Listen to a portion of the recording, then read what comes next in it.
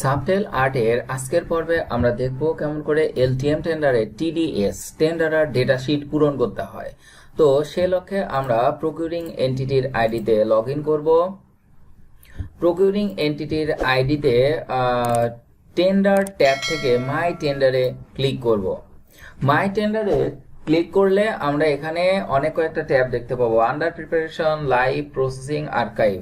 তো আমরা এখান থেকে আন্ডার প্রিপারেশনে আমরা প্রথমে আমাদের কাঙ্ক্ষিত টেন্ডারটি দেখতে পাবো। যেমন আমাদের আইডি হচ্ছে 93294 MMR01 সামথিং, আমাদের যেটা ইনভাইটেশন নাম্বার ছিল। এখন এখানে ড্যাশবোর্ড অংশ থেকে আমরা এই টেন্ডারে ঢুকবো। তাহলে এখন আমরা এখানে দেখতে পাচ্ছি যে প্রথম অংশ আছে নোটিশ। আমরা বিগত পর্বে দেখেছি কিভাবে নোটিশ তৈরি করতে হয়, আপনারা এই ভিডিওটি দেখে নিতে পারেন। এখন আমরা এই ডকুমেন্টগুলা পূরণ করব। ডকুমেন্ট ট্যাব থেকে আমরা এখানে দেখতে পাচ্ছি যে নাম্বার 2 ই টেন্ডার ডেটা শিট, তার মানে ইটিডিএস অংশটি পূরণ করব। প্রথম অংশটা আছে যেটা সেকশন 1 আইটিটি ইনস্ট্রাকশন টু টেন্ডারার্স। এটা দেখেন আমরা শুধুমাত্র ভিউ করতে পারবো, এখানে আমাদের কাজ করার কোনো অপশন নাই। আমরা এটা নিয়ে পরবর্তী দিন কথা বলবো। এখন আমরা দেখবো যে কিভাবে ইটিডিএস টেন্ডার ডেটা শিট পূরণ করতে হয়। সেজন্য আমরা এখানে এডিট অপশনে ক্লিক করব।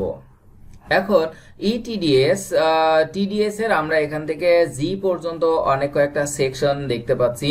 তো আমরা প্রথম থেকে নাম্বার এ জেনারেল, এটা এখন আমরা এডিট করব বা পূরণ করব। তাহলে জেনারেলের প্রথম অংশ আছে আমাদের হচ্ছে প্রকিউরিং এন্টিটি কে। প্রকিউরিং এন্টিটির নাম আমরা দিলাম হচ্ছে মিস্টার এ।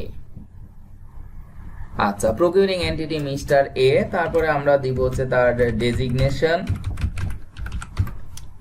এবং তারপরে দিব হচ্ছে অফিস নেম। তার মানে আমাদের এই প্রকিউরিং এন্টিটি টোটাল ডিটেইলসটা এখানে থাকবে। যেমন এই এক্সিকিউটিভ ইঞ্জিনিয়ার এলজিডি পাবনা। এরপরে আমাদের এখানে যেটা চাওয়া হচ্ছে সেটা হচ্ছে the name of tender is. Tender name, tender নেমের ক্ষেত্রে আমাদের এখানে যেটা কাজের নাম ছিল সেই নামটি বসবে। তাহলে আমরা আমাদের এই এস্টিমেট অংশ থেকে আমাদের এই কাজের নামটি নিব। এস্টিমেট থেকে আমরা এখানে কাজের নাম দিলাম। এবার ব্রিফ ডেসক্রিপশন অফ ওয়ার্ক, সেখানেও আমরা কাজের নাম দিয়ে দিব। এবার দেবো আমরা হচ্ছে টেন্ডার রেফারেন্স। টেন্ডার রেফারেন্সটা আমরা যেটা লিখেছিলাম সেটা হচ্ছে MMR01, তারপরে অবলিক দিয়ে 31022। এবার আমরা দিব হচ্ছে ডেট, তার মানে এটা হচ্ছে আমাদের রেফারেন্স নাম্বার যেটা সেটা। তাহলে 22/10/2022। লট নাম্বার, লট নাম্বার মানে হচ্ছে আমাদের এটা প্যাকেজ নাম্বার, যেটা লট সেটাই হচ্ছে প্যাকেজ নাম্বার। তাহলে এনডিআর MMR 2022-23। বাস, এটা হলো আমাদের এই সেকশনটা complete. Eligibility of tenderers. Only enlisted contractors of the categories state category are applicable. তাহলে categories of construction works, কারণ এখানে দেখেন যখন কোনো ডিপার্টমেন্টে এলটিএম করা হয় নির্ধারিত কিছু ঠিকাদার নিয়ে যারা হচ্ছে এনলিস্টেড থাকে। এই এনলিস্টেড দুই ভাবে করা হয়, একটা হচ্ছে সাব এ যেটা করা হয়েছে ওয়ার্কস এর ক্ষেত্রে এবং করা হয়েছে সাব বি যেটা করা হয়েছে গুডস এর ক্ষেত্রে। তাহলে এই টেন্ডারে অংশগ্রহণ করতে পারবে শুধুমাত্র যারা ওয়ার্কস এর ক্ষেত্রে এনলিস্টেড হয়েছিল তারা। আশা করি বুঝতে পেরেছেন। তাহলে এখন আমরা দিব হচ্ছে update all clauses. Okay, go back to tender proposal dashboard. তাহলে এ অংশ আমাদের কাজ। এবার বি অংশ আমরা আসবো টেন্ডার ডকুমেন্ট। এডিট অপশনে ক্লিক করব। ক্লিক করলে আমরা দেখতে পাবো যে allowed to post clarification till date. Post clarification আমাদের এটা আমরা দিব হচ্ছে NA। পোস্ট ক্লারিফিকেশন আমাদের দরকার নাই, নট অ্যাপ্লিকেবল। সচরাচর এটাই দেওয়া হয়। তাহলে আপডেট ক্লোজ। ওকে, এরপরে আমরা আসবো হচ্ছে সি তে, name of subsection qualification criteria. তাহলে কোয়ালিফিকেশন ক্রাইটেরিয়া হচ্ছে কোন একটা টেন্ডারের মেন পার্ট, তার মানে টেন্ডারের হার্ট। তাহলে এটা যদি আমরা এডিট করি তাহলে আমরা এখানে কি করতে হবে। এখন এখানে দেখেন যেহেতু আমাদের এটা এলটিএম টেন্ডারের জন্য কোনো প্রি কোয়ালিফিকেশন প্রয়োজন নাই এবং এলটিএম টেন্ডারের জন্য আমার টেন্ডার ক্যাপাসিটি টার্নওভার প্রয়োজন নাই। এজন্য এলটিএম টেন্ডারে ফাইন্যান্সিয়াল ক্রাইটেরিয়ার মধ্যে শুধুমাত্র লিকুইড অ্যাসেট বলা আছে। তাহলে usually the require liquid asset এখানে যেটা থাকবে, তার মানে আমাদের 3 দিন কাজ করার জন্য আমাদের প্রয়োজন হবে। তাহলে এই লিকুইড অ্যাসেট দেওয়া হয় সচরাচর 70 থেকে 80%। তাহলে 70 থেকে 80% আমরা লামসাম একটা দিয়ে রাখি, ব্র্যাকেটে দিলাম হচ্ছে 50 লাখ।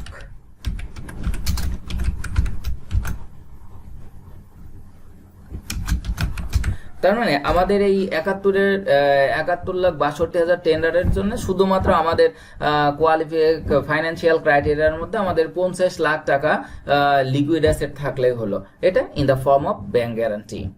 এরপরে আমরা এখানে দেখতে পাবো যে ইকুইপমেন্টের ক্ষেত্রে আমাদের এই কাজের জন্য কি কি ইকুইপমেন্ট প্রয়োজন হবে।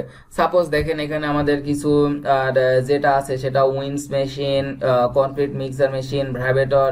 তাহলে আমরা এই জায়গাতে দিব হচ্ছে NA, নট অ্যাপ্লিকেবল, কারণ আমাদের এটা খুব ছোট একটি কাজ, এই কাজের জন্য আমাদের কোনো ইকুইপমেন্ট প্রয়োজন নেই, নট অ্যাপ্লিকেবল, প্রযোজ্য না। পার্সোনালের ক্ষেত্রে আমরা চাইলে এখানে বিভিন্ন রকম পার্সোনাল চাইতে পারি, যেমন আমাদের এখানে কতজন হচ্ছে বিএসসি ইঞ্জিনিয়ার লাগবে, তারপর ডিপ্লোমা লাগবে। যেহেতু এটা খুব ছোট একটা কাজ এবং এলটিএম, এজন্য আমরা এখানে দিব হচ্ছে NA, নট অ্যাপ্লিকেবল। তার মানে আমাদের এই টেন্ডারের জন্য শুধুমাত্র কোয়ালিফিকেশনের জন্য লিকুইড অ্যাসেট 50 লাখ টাকা থাকলে হবে, আমাদের ইকুইপমেন্ট এবং পার্সোনাল প্রয়োজন নাই। তাহলে আমরা এখন দিব হচ্ছে update all close. Okay, go back.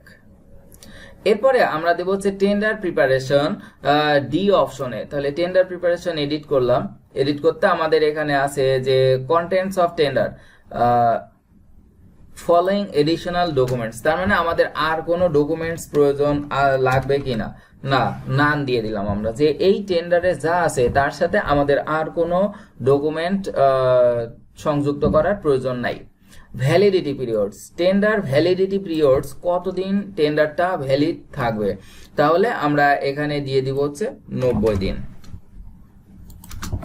Tender validity period shall be 90 দিন, এই টেন্ডারটা ভ্যালিড থাকবে এবং পারফরম্যান্স সিকিউরিটি বা টেন্ডার সিকিউরিটি ভ্যালিড থাকবে তার আরো 28 দিন, তার মানে টোটাল 118 দিন। ই টেন্ডার সিকিউরিটি, এখন এখানে আছে যে টেন্ডার সিকিউরিটি শ্যাল বি টাকা, আমাদের কত টাকা প্রয়োজন হবে। তাহলে টেন্ডার সিকিউরিটির ক্ষেত্রে আমরা এটা not exceeding 3% official estimated cost but as a fixed amount. এটা হচ্ছে আমাদের পিপিআর এর আইন অনুযায়ী যে টেন্ডার সিকিউরিটি 3%, অনধিক 3%, তার মানে 3% এর বেশি হবে না। তাহলে আমরা এখানে টেন্ডার সিকিউরিটির জায়গায় লিখবো 3%, সেহেতু আমরা 2.5% এর কম দিলাম হচ্ছে 20.00, তার মানে 20 লাখ। তার মানে এই টেন্ডারটা আমাদের সে 20 লাখ টাকা সিকিউরিটি জমা দিতে হবে, যেটা টেন্ডার ভ্যালিডিটি পিরিয়ডের আরো 28 দিন পর্যন্ত প্রযোজ্য থাকবে। আশা করি সবাই এই টেন্ডার প্রিপারেশন অংশটি বুঝতে পেরেছেন। তাহলে আপডেট অল ক্লোজ। ওকে, গো ব্যাক। এবার আমরা ই টেন্ডার সাবমিশন অংশটি দেখব। তাহলে এখানে এডিট অপশনে যাই, এডিট অপশন থেকে আমরা দেখব যে টেন্ডার লজমেন্ট, এটা আমাদের আসলে কি,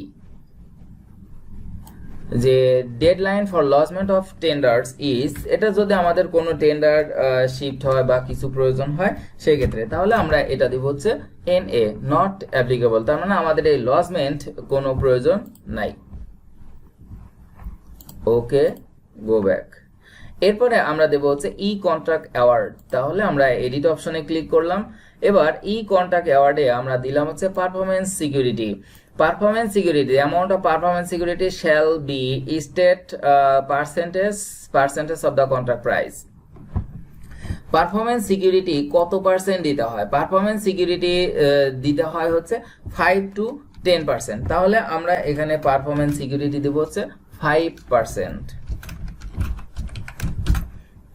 এটা আমাদের ডিপেন্ড করবে, আমরা 5% দিতে পারি, 6-7% দিতে পারি, এরকম ক্ষেত্রে আমরা এই পারফরমেন্স সিকিউরিটিটা ইনক্রিজ করতে পারি। তাহলে আমরা এই টেন্ডারের ক্ষেত্রে আমাদের পারফরমেন্স সিকিউরিটি থাকবে হচ্ছে 5% of the contract price, estimated কস্টের 5%। তাহলে আপডেট। এভাবে আমরা এভাবে আমরা টেন্ডার ডেটা শিট টিডিএস এর সকল সেকশনগুলা সেকশন এ থেকে সেকশন জি পর্যন্ত পূরণ করলাম। আশা করি সবাই বুঝতে পেরেছেন। যদি কোনো প্রবলেম বা কনফিউশন থাকে তাহলে অবশ্যই কমেন্ট করবেন। সাবটেল আর্ট চ্যানেলটি সাবস্ক্রাইব করে সঙ্গে থাকবেন। সবাইকে ধন্যবাদ।